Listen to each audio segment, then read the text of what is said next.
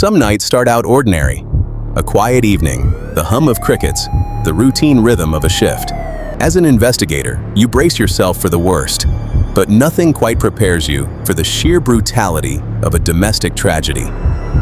This is the story of a peaceful night shattered by sudden violence, a bloody trail left on the asphalt, and a family torn apart from the inside. It was just another evening when the distress call came into the station. An urgent command: respond immediately to a suspected parricide incident. When I arrived at the scene, the chaos had already been contained, but the visual horror remained. Multiple pools of dark blood stained the area. The victims, badly injured, had already been rushed to the hospital. But the suspect? The suspect was already secured, held down, and arrested by the local barangay tanod.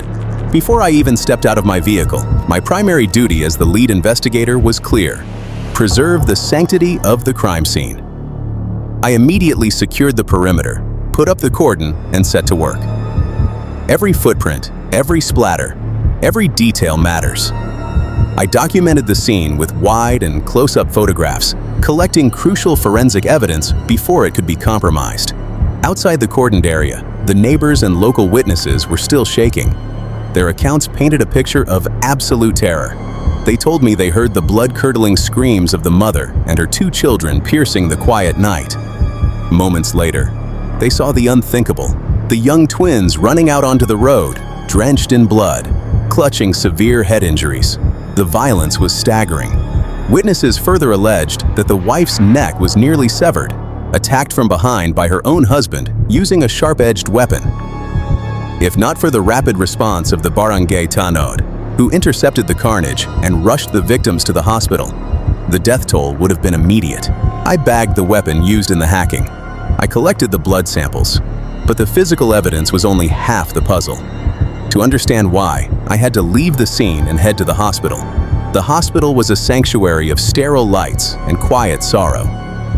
Inside one of the rooms, I was able to talk to the surviving twin brother. He was battered, bandaged, and bruised, bearing the physical scars of a terrifying ordeal. According to the young boy, the night had started deceptively normally. His mother and father had been drinking liquor earlier in the evening.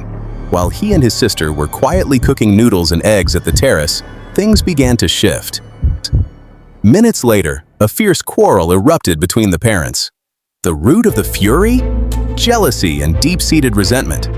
The mother was furious because she felt her husband heavily favored the children from his previous marriage over their own family.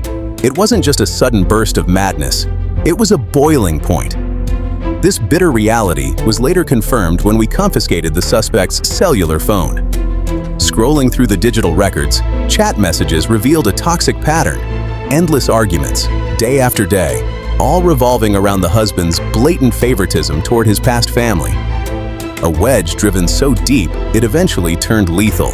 Domestic disputes are among the most unpredictable and dangerous calls an officer can answer.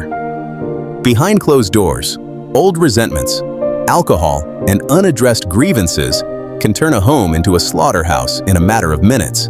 The suspect is in custody. The evidence has been logged.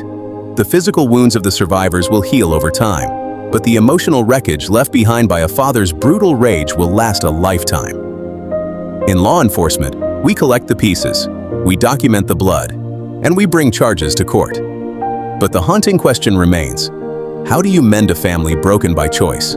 Thanks for watching. Don't forget to like, subscribe, and hit that notification bell for more real case files every Wednesday. Stay safe out there. If you made this far, comment the word "more" so I know who the real ones are.